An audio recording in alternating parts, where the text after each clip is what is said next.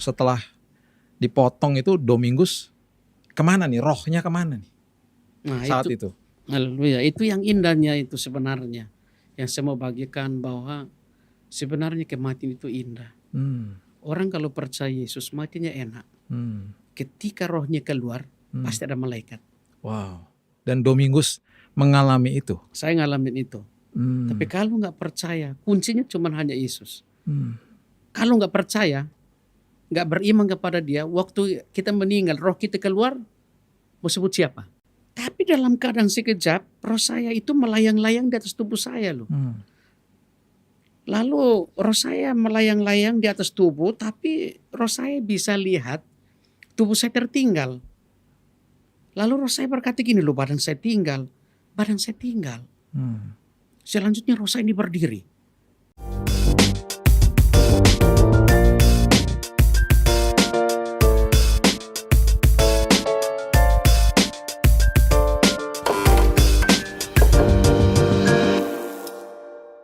Tuhan Yesus, ini antara saya ke surga dan ke neraka. Baru ngomong gini, 5 malaikat hilang. Ya udah, roh saya berdiri sendiri di situ. Oke. Lalu tiba-tiba ada sinar kemuliaan Tuhan. Sinar ini mungkin melebihi matahari. Tiba-tiba dia muncul di depan mata roh saya sekitar 5 meter. Itu muncul tiba-tiba, tuk, ada di situ. Lalu mata roh saya nggak bisa menatap sinar itu. Mata roh saya dalam keadaan tutup mata. Tiba-tiba ada suara bergumandang dalam ruangan itu berkata gini, berlutut. Tiba-tiba roh saya langsung berlutut. Dalam keadaan tertunduk tapi mata saya lihat gini. Dalam keadaan tutup mata kayak gini, berlutut tapi mata saya lihat ke depan gini. Tapi nggak bisa lihat karena begitu terang. Terangnya. Lalu mata saya dalam keadaan tutup, mata roh saya tertutup kayak gini. Tapi ada satu buku yang terbuka. Nah ini dia bukunya nih ya. Buku itu besar banget gitu. Ketika dia terbuka langsung berdiri depan gini. Sekitar 1 meter lah. Nah gini, saya sama Pak Billy gini. Lalu terbuka. Lalu tulisan keluar dari sana, terangkat dari buku itu bentuk sinar. Terangkat dari sana, masuk di mata roh saya.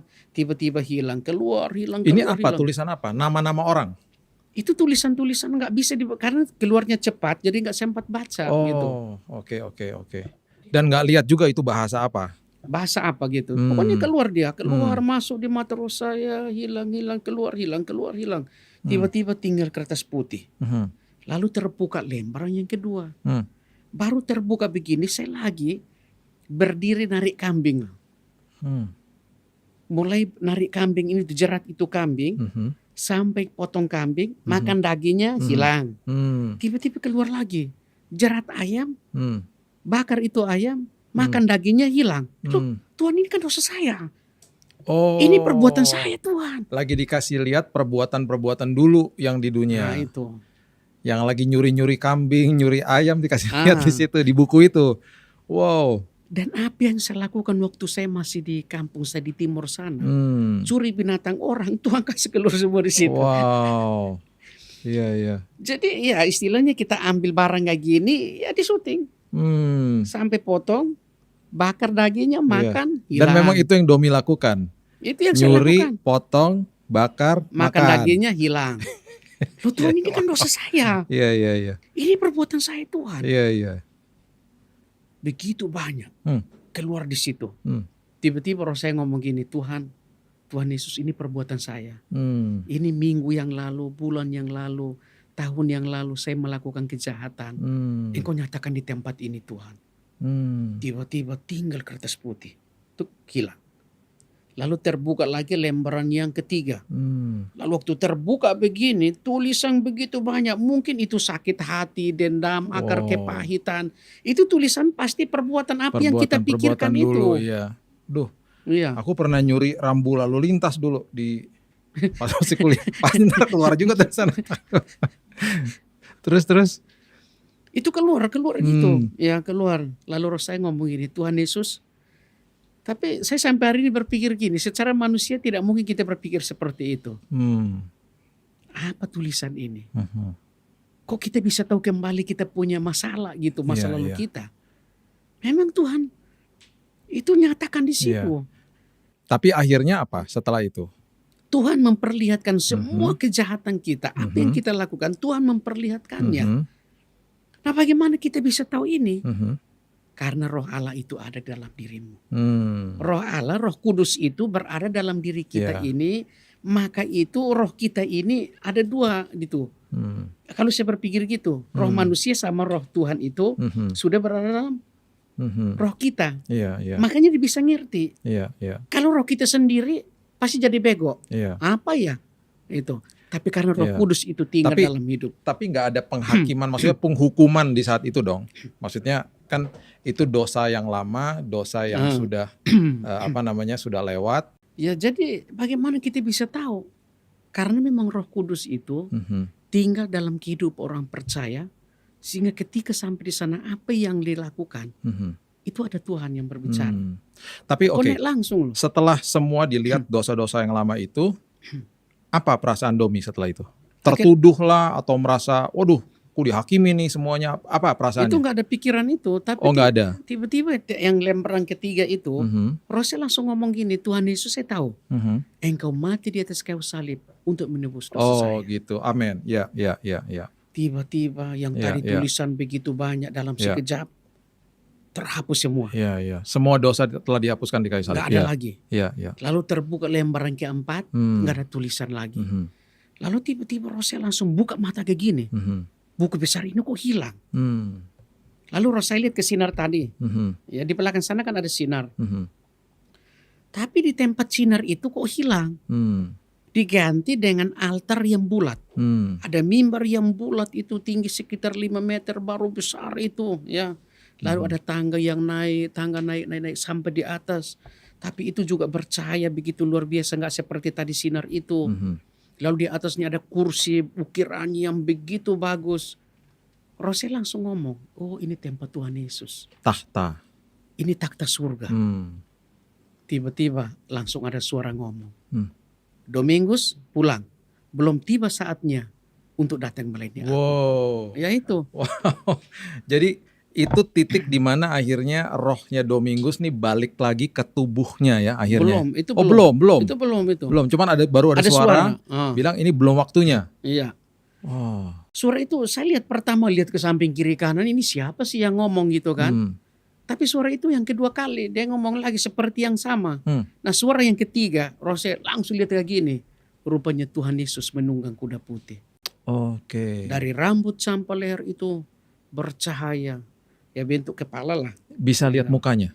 Bentuk sinar. Jadi nggak bisa lihat mukanya aja, ya? Nggak bisa lihat mukanya. Iya. Tapi badannya itu seperti manusia biasa. Ya. Di atas kuda putih. Dari bahu sini sampai kuda putih itu apa ya seperti manusia biasa. Rasul langsung ngomong, loh ini Tuhan Yesus. Saya harus pulang. Lalu badannya berubah jadi sinar. Kuda putih berubah jadi sinar. Lalu Rasul ngomong gini, Tuhan Yesus mau balik. Lalu waktu balik begini dalam sekejap roh saya masuk dalam tubuh saya, tiba-tiba kaget. Waktu kaget ingatan yang pertama, lo kenapa pulang? Kok udah hidup enak lagi? Iya. Udah enak-enak di sana, kenapa dibalikin lagi gitu ya? Iya. Lo kenapa pulang? Tadi kan di surga. Tadi bertemu dengan Tuhan Yesus. Kenapa saya nggak tinggal dalam kamar ruangan-ruangan itu untuk menaikkan pujian? Tapi kenapa saya dipulangin? Kok haus ya? Lagi tapi pikiran ini jalan terus. Badan saya ini saya nggak terasa apa-apa gitu. Saya udah benda mati gitu. Tapi pikiran ini jalan terus. Tapi kok haus ya? Waktu bilang haus, baju saya ini basah. Baju saya ini basah, lalu saya pegang begini. Tangan sebelah kiri ini kan kena potong, ini juga putus. Tapi tangan sebelah kanan ini kan mulai pegang-pegang gini. Oh, rupanya ada gumpalan darah yang masih basah. Lalu saya ambil 3 gumpalan darah, masih besar-besar gitu, saya masukin dalam mulut saya telan darah saya, tiba-tiba badan saya langsung tergoncang. Nggak orang potong ayam gitu. Jadi ini posisi di mana nih? Itu udah roh saya masuk kembali dalam tubuh saya di atas semak-semak. Di semak-semak ini? Masih di semak-semak. Belum ditemukan sama siapa-siapa? Ditemukan. Itu di mana rohnya kembali ke tubuh? Iya. Wow. Akhirnya lalu saya bilang, Tuhan tadi kan sama-sama 5 malaikat. Kenapa saya dipulangin juga? Tapi kok haus? Akhirnya ya udah saya jilat darah saya telan darah saya. Baru saya bilang, Tuhan tadi gimana ini? Tadi saya kan dipukul jam 10 malam. Sekarang jam berapa? Saya lagi merenung gini nggak bisa buka mata. Ini kan udah pecah. Ini kan masih ada bekas nih di testes saya. Jadi darah kan ini udah pecah jadi darah kering ya di mata. Gak bisa buka mata. Tapi dalam keadaan mata saya tertutup begini, mulai dari kesaksian dari pertama sampai akhir, itu sudah tertulis di atas papan besar. Itu bisa baca loh. Jadi lalu saya dalam keadaan tutup mata begini, mulai dari saya ditangkap seperti apa, saya baca. Baca sekian, baca tersimpan. Baca. Jadi ingat lagi. Itu tulisan kesaksian saya dari awal sampai akhir itu tertulis di bentuk sinar loh. Oh. Jadi semua yang diceritakan hari ini itu seperti kerekam lagi ketika rohnya masuk ke dalam tubuh. Dalam tubuh saya. Seperti Tuhan mau pastikan jangan lupa nih. Iya. Kesaksian-kesaksian yang kamu alami, ini saya tulisin semua, saya kasih sama kamu nih. Iya. Di dalam tubuh yang udah hancur dan iya itu. Habis dicelurit itu pasti kan kepalanya. Akhirnya tulisan itu saya udah baca. Saya baca semua itu. Tiba-tiba tinggal kertas putih, sinar itu langsung hilang begitu saja. Wow. Lalu saya kepingin bangun. Waktu mau angkat kepala, tiba-tiba kepala saya jatuh. Loh Tuhan, lihat saya putus. Wah. Akhirnya mau bangun. Baru sadar. Iya, baru sadar. Mau angkat kepala gini, mau bangun, tiba-tiba jatuh lagi. Tapi ada yang nekan di tubuh saya nih.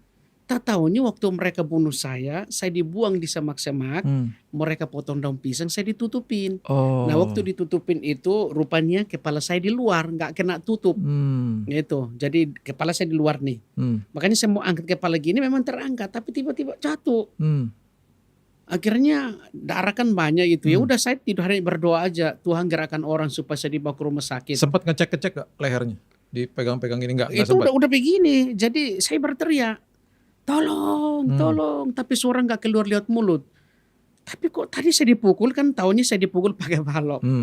Taunya waktu angkat kepala jatuh, loh Tuhan lihat saya putus. Akhirnya saya ketakutan. Lalu saya berteriak, tolong, suara nggak keluar lewat sini, keluar dari luka sini. Ini kan udah bolong, pita suara kan udah bolong. Krrr, tolong, krrr gitu. Keluarnya lewat leher karena lehernya sudah terpotong. Bernapas juga keluar dari sini. Ya udah dalam hati aja berdoa, lalu ada yang datang dalam keadaan napas saya itu juga satu-satu bernapas aja keluar dari sini, krrr, gitu. Tapi pikiran ini jalan terus. Badan saya ini nggak terasa apa-apa. Tapi apa yang Tuhan kasih itu diingatkan semua. Sebenarnya memori ini hilang semua karena cairan otak keluar kan. Tapi karena Tuhan itu dia sudah memperlihatkan di tulisan sinar itu, maka itu terekam kembali. Amazing. Gitu. Wow. Jadi waktu kembali ke tubuh, yang luar biasa adalah ketika ngambil gumpalan darah dimasukin ke mulut, seperti tubuhnya kayak bereaksi langsung, ya bereaksi. Kemudian setelah itu dapat sebuah tulisan, kalau saya bilang istilahnya tulisan sorgawi ya, supaya akhirnya Domingus bisa ingat nih kronologisnya kejadian, supaya nanti bisa diceritakan menjadi kesaksian seperti hari ini disaksikan. Itu sumbernya dari situ. Kayak seperti Tuhan mau pastikan jangan sampai lupa. Nah akhirnya ditemukan nih sama orang. Ya akhirnya ada yang datang. Lalu dia lihat darah kan mengalir banyak di situ. Baru, wah ada satu korban di sini. Dia ngomong. Tapi saya nggak bisa jawab. Lalu dia ambil daun pisang dia buang. Baru disenter dari kaki. Dia ngomong, ini orang Ambon yang meninggal. Des ini orang Ambon. Saya pergi cari polisi dulu. Dia pergi ke Jalan Tugu jauh banget. Jalan Tugu ya sekitar 50 meter lah dari tempat pembuangan itulah. Datang nunggu juga nggak ada yang datang juga.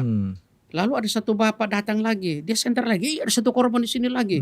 Dia ngomong lagi, senter sampai rambut saya, ini orang Batak yang meninggal. Ini orang Batak, kamu tinggal di sini, saya cari polisi lagi. Orang Ambon, ada yang bilang orang Batak. Saya bilang Tuhan, kenapa nggak nolong saya, langsung gendong saya. Saya mau ngomong, suara nggak keluar karena keluar dari sini. Ya udah dia diam-diam, dia pergi cari polisi. Hampir 20 menit kemudian baru polisi datang, angkat saya kayak binatang, lalu dibawalah ke jalan raya.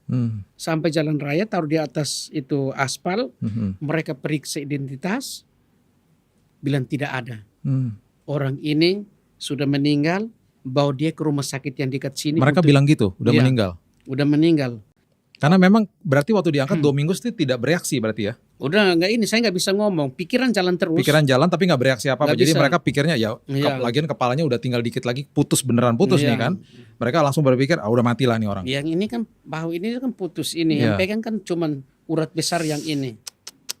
Iya. Jadi itu memang udah parah lah. Iya. Akhirnya mereka berkata bahwa orang ini sudah meninggal, bahwa dia ke rumah sakit yang dekat sini. Sebenarnya yang rumah sakit yang dekat cuma rumah sakit haji doang saat itu. Akhirnya bahwa dia ke rumah sakit haji untuk diotopsi. Tapi saya dengar, lalu saya berdoa Tuhan saya kan belum meninggal. Berikan kekuatan bagi saya untuk saya ngomong. Itu di atas aspal. Lalu tiba-tiba ada satu sinar, ada bentuk sinar. Ada bayangan gitu.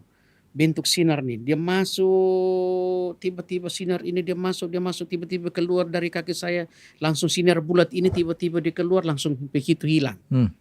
Lalu sinar itu hilang, orang saya langsung ngomong, oh nama saya Domingus, umur saya 19 tahun, saya tinggal di Serama Dulos. Loh orang ini masih ngomong. Oh, wow. Ini orang Kristen, ini mahasiswa. Bawa dia ke rumah sakit UKI. Wow. Lalu mereka tahu ini mahasiswa, ya udah diambil dari aspal, dibuang dalam mobil itu. Jadi itu sinar itu membuat Domingus bisa kasih tahu identitas dan ujung-ujungnya dibawa ke rumah sakit UKI. Iya itu. Dahsyat, satu-satu nih Tuhan pimpin ya. Iya benar. Akhirnya dilarikan ke UKI, sampai di UKI diapain? Akhirnya sampai di UKI ditaruh di atas tempat tidur. Saya udah ngomong, bapak saya mana. Ada yang tanya, Dek, bapakmu siapa? Saya bilang Pak Ruyandi. Pak Ruyandi itu kan pimpinan sekolah kami. Iya. Lalu ada perawat mereka panggil Pak Ruyandi, ini ada mahasiswa lehernya putus. Lalu Pak Ruyandi datang, wah Domingus. Lalu saya langsung ngomong, Bapak, mata saya ini kan nggak bisa dibuka. Saya bilang, Bapak doakan saya. Tidak mungkin saya meninggal. Saya sudah bertemu dengan Tuhan Yesus bilang pulang, pasti akan hidup. Tenang, saya doakan kamu. Walaupun kondisi secara medis dan secara kasat mata udah kayaknya udah nggak mungkin lah ya. Iya. Oke. Akhirnya Pak Ruyandi langsung tumpah tangan. Dalam nama Tuhan Yesus sembuhkan Jama. Udah dibawa masuk ruang ICU. Setelah masuk dalam ruang ICU, dokter sarafnya periksa, selesai, dia berkata ini dua kemungkinan. Mati, kalau hidup cacat seumur hidup. Betul, itu yang saya tadi mau tanyakan juga. Karena leher sudah hampir putus. Itu saraf-saraf semua kan di situ. Dan saraf kalau udah terputus ya gimana nyambungnya. Betul ya? Iya. Akhirnya dokter berkata, ya ini dua kemungkinan mati kalau hidup seumur hidup. Karena yang pertama, tulang leher tidak bisa disambung. Saraf-saraf tidak bisa disambung. Cairan otak udah keluar, darah udah habis. Ya. Bahkan waktu mereka potong, parahnya juga ada racun. Ini sudah lama dari jam 10 sampai jam 3. Ini setengah 4 baru sampai rumah sakit UKI. Udah tanggal 16 pagi. Iya. Ya kan? Udah infeksi harusnya tuh ya. Iya. Akhirnya ya udah dokter jahit aja, kalau meninggal yang penting tersambung lagi. Iya, yang penting kalau meninggal rapih lah gitu rapih ya. Iya. Akhirnya leher saya ini cuma diobras doang ya. Diobras mungkin rapi. Ini jahit karung goni. Tuk udah. Nah, kalau mati ya udah. Dan sampai hari ini masih ada bekasnya. Masih ada bekasnya. Tadi kita sebelum mulai kita sempat lihat bekasnya. Iya. Dan itu hanya dijahit biasa aja. Biasa aja. Lalu 4 hari kemudian meninggal dalam ruang ICU. Lalu susternya tanya, mana keluarganya Domingus? Kebetulan abang saya di situ, dia yang jaga saya. Bilang, kenapa suster? Bilang, adik kamu sudah meninggal. Lalu abang saya dia tahu saya meninggal, dia pingsan. Lalu dia juga dirawat di rumah sakit UKI saat itu. Ya ampun. jadi ini meninggal karena medis ya, kelihatan berarti memang udah nggak ada denyut jantungnya berarti kan? Iya. Ya. Terus? Itu meninggal dalam ruang ICU. Oke. Lalu akhirnya mereka bilang, ada yang bilang gini, udah dibawa ke sana. Tapi pimpinan dan sekolah yayasan berkata jangan dibawa ke ruang mayat dulu. Dibawa ke tempat lain, ke kamar yang lain. Diusahakan, didoakan, jangan dihidup lagi. Oh, tapi ini semua alat-alat bantu semua udah dicabut. Udah dicabut. Kemudian ditaruh di sebuah tempat tidur, didorong ke kamar. Oke, terus? Mereka doa. Tapi roh saya ini udah keluar. Oke. Tiba-tiba waktu mereka bawa tubuh saya udah nggak tahu kan. Roh saya ini udah pergi. Rasa apa waktu itu? Rasa lagi? Waktu roh saya keluar dari tubuh, langsung keluar, langsung jalan di alam roh yang terang luar biasa. Tadi pertama kan gelap. Iya. Ini udah terang. Ini terangnya luar biasa. Oke. Akhirnya berjalan dalam terang itu jalan dari rumah sakit UKI mau menuju ke Cipayung. Nah itu, waktu menuju ke Cipayung ini pertengahan sekitar 4 kilo lah. mungkin 5 kilo atau 6 kilo itu, tapi jalan di langit gitu. Iya. Jalan, pokoknya jalan aja. Iya. Lalu tiba-tiba ada Tuhan juga itu berbicara gini, saya tahu kesukaan baju kamu. Itu, saya kalau bersaksi gimana saya nggak bongkar karena lama kan. Tapi ini saya nggak ini. Itu Tuhan memperlihatkan kampus yang dibakar. Bila itu kampus kami sudah dibakar, tapi baju kamu yang kamu biasa pakai itu masih ada tergantung di situ. Padahal baju itu udah terbakar, tapi di alam roh itu baju itu masih ada. Nah, baju itu kenapa Tuhan tunjukkan baju itu? Karena waktu tahun 98 saya dari Kupang, saya pergi ibadah di gerejanya Pak Erastus Sabdono waktu itu di Duta Merlin. Saya selesai ibadah di situ pertama kali saya masuk di sana. Lalu waktu pulang sama kakak semester ini singgah di toko Immanuel. Lalu saya beli stiker. Stikernya itu bulat begini. Lalu ada Tuhan Yesus, serahkan hidupmu untuk aku. Tulisannya. Nah itu. Lalu saya bawa stiker itu, baru baju putih seperti saya pakai gini, saya bikin sablon taruh di belakang. Nah itu. Setiap kali kalau kuliah itu saya pakai.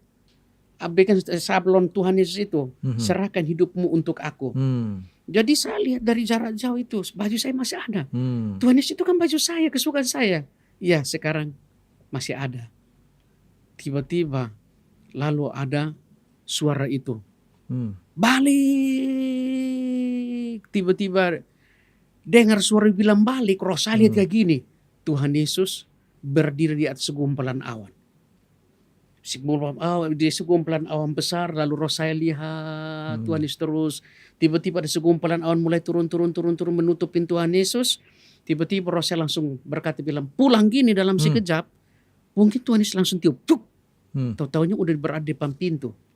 Pintu kamar, ada orang buka pintu, ada perawat satu, saya masih berada di depan pintu. Saya duluan berada di depan pintu nih. Ada perawat satu dari sana, dia lewat sini, lalu dia buka pintu, lalu roh saya masuk, ikut dia. Rupanya dia menuju ke tubuh saya. Akhirnya roh saya berdiri di bawah tempat tidur. Ada 2 perawat, satu perawat di sana, satu perawat di sini, dan satu perawat di sini. Jadi 3 perawat juga nih. Iya. Roh saya sambil lihat kayak gini. Ini kayak film horor ya. Iya. Jadi roh saya lihat itu. Jadi rohnya tuh ada di bawah tempat tidur gitu ya sebelumnya. Di bawah tempat tidur. Lihat mereka ini. Di atasnya lagi jenazahnya Domi nih. Iya. Terus. Jadi perawat yang satu dia pakai alat pemacu jantung. Resusitasi. Iya. Roh saya lihat gini, sekitar 6-7 kali mereka angkat, lalu roh saya naik di atas tempat tidur, tiba-tiba roh saya masuk lagi. Tiba-tiba kaget. Waktu kaget leher saya ini bunyi. Krak. Krak. Loh, leher saya kok bunyi ya? Suster, coba buka ikatan di leher saya. Ketika buka penahan di leher saya, itu nggak sakit, itu lapar setengah mati itu. Karena sudah 4 hari nggak makan. Akhirnya selesai kasih teh manis, saya minum, saya makan. Lalu itu kan udah di giftnya kan yang penahan di sini kan udah diikat. Maka ada foto-foto nanti bisa lihat. Ya, kalau dibagikan pasti ada lah. Lalu saya bangun, akhirnya selesai turun jalan-jalan. Saya menuju ke wastafel, kebetulan ada sepupu saya di situ. Lalu dia pegang di bahu saya, turun jalan pelan-pelan gitu menuju ke wastafel. Lalu saya cuci tangan. Ini juga masih penuh dengan darah ini. Darahnya mereka belum lap-lap gitu. Ini darah masih banyak. Tapi bisa jalan. Berarti yang dokter katakan tadinya bisa ada potensi lumpuh, ini sama sekali tidak lumpuh. Tidak lumpuh. Bisa jalan dan kemudian bisa merasakan semua rasa-rasa di tangan, semuanya udah mulai bisa rasa. Udah mulai terasa kan. Lalu malam itu nggak bisa tidur. Lalu mulai jalan sampai besok pagi. Lalu besok pagi jam 8 pagi, saya mau cari abang saya di mana sama sepupu saya ini. Lalu menuju bilang udah abang lagi bilang kakak lagi atur mahasiswa yang makanan mereka lah di sana. Padahal abang saya lagi dirawat, dia tahu saya meninggal gitu. Bilang enggak, lu kasih tahu saya di mana dia. Gitu. Saya pikirkan saya dia juga kena potong gitu kan. Lalu akhirnya baru jalan di dalam rumah sakit UKIS itu ketemu sama dokter sarafnya. Yang pertama saya ketemu itu dokter Tobing. Dokter Tobing dari sana dia lari sampai di sana, dia menuju ke saya. Domingos hidup kembali ya. Sebenarnya dokter. Kamu kemana? Saya mau pulang. Kamu ada keluarga? Saya bilang gak ada keluarga. Akhirnya dokter Tobing dia langsung udah sampai di saya. Bilang loh, Langsung dia cubit, sakit enggak? Saya bilang enggak, badan saya ini dicubit kok mati gitu. Seolah-olah saraf-saraf ini memang di dalamnya tersambung, tapi kulit ini mati, enggak terasa apa-apa, seperti benda mati gitu. Iya. Terasa enggak? Terasa enggak? Saya bilang enggak. Mana teman, tim doa kamu? Dia tanya itu. Kebetulan ada teman tim doa di situ, namanya Pendeta Gideon, sekarang dia di puncak. Lalu dia di situ bilang, saya bilang ini teman saya, pendoa juga. Oke, tumpah tangan. Lalu Dokter Tobing suruh bilang tumpah tangan. Nah ketika teman saya ini, Pak Gideon ini, dia tumpah tangan dalam nama Yesus. Tiba-tiba ada yang mengalir. Mengalir dari sini seperti istilah kita minum air turun. Ada yang mengalir dalam tubuh saya. Dari sini tiba-tiba ada yang mengalir. Tiba-tiba waktu selesai air itu mengalir, lalu tiba-tiba saraf-saraf yang putus, tiba-tiba kok ada yang tergerak gitu. Tergerak, tiba-tiba langsung tersambung. Tersambung satu-satu. Bisa rasa itu ya? Iya, terasa itu. Nah ketika selesai tersambung, lalu seperti air mancur. Turun dari sini, turun sampai di kaki, lalu dari atas, naik lagi. Seperti sirkulasi ini kembali normal lagi. Seperti sirkulasi darahnya normal kembali. Dan semua bisa mulai rasa lagi normal lagi. Seperti tidak terjadi apa-apa. Wah.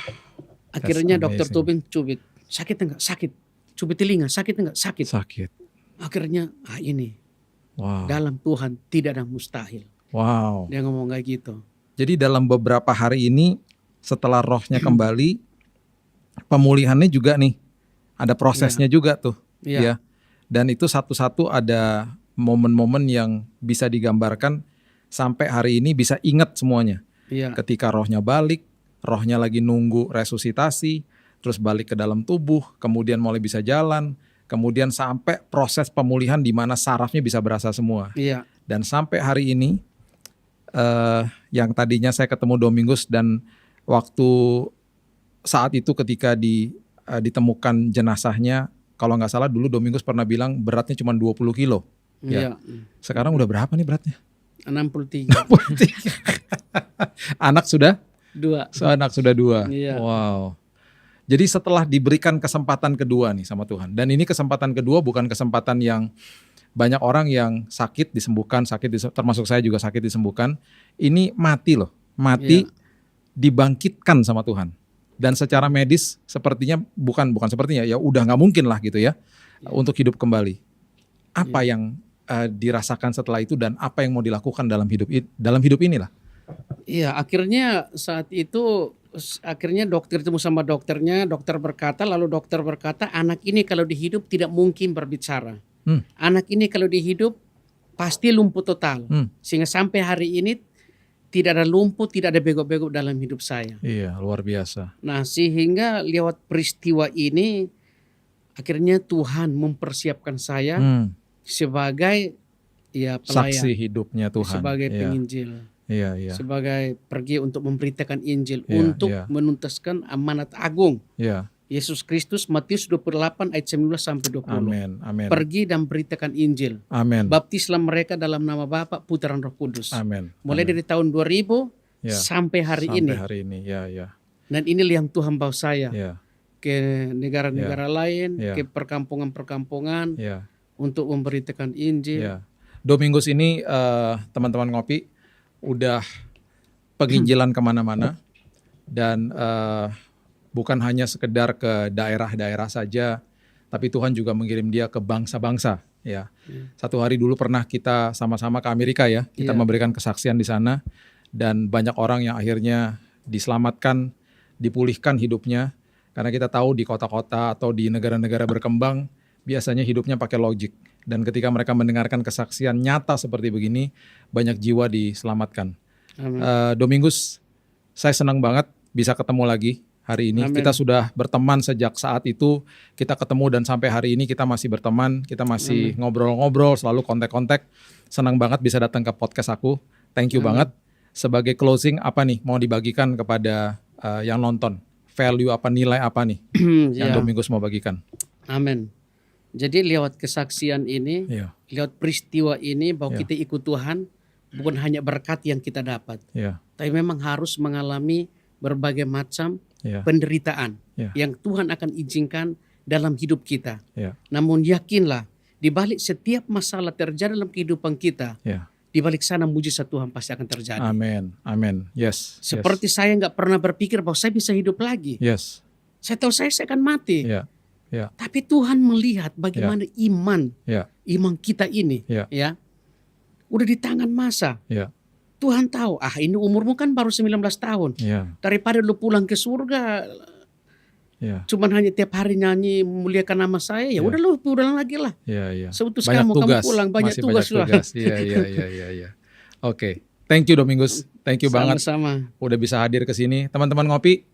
Kalau seorang yang sudah meninggal bisa dibangkitkan Tuhan, apalagi hari ini kalau kita mengalami sakit penyakit, kematian di dalam semangat hidup, bahkan kematian di dalam sebuah pernikahan, hubungan, apapun itu bentuknya. Tuhan sanggup mengubahkan dan membangkitkan semuanya lewat kuasa kebangkitannya. Jadi percaya, selalu beriman, dan selalu ada mujizat di dalam Tuhan. Amin. Oke. Jangan lupa ikuti, follow, share, dan like Billy's Coffee Table di Instagram, di TikTok, dan di YouTube. Dan dari saya, sebelum kita akhiri session pada hari ini, saya selalu berpesan, dan saya selalu memberikan semangat kepada kita yang menonton bahwa jangan patah semangat, selalu beriman, karena di dalam iman segala sesuatunya pasti terjadi. Thank you Domingus. Kita seruput dulu kopinya. Amen. God bless you. Tuhan berkati. Tuhan berkati.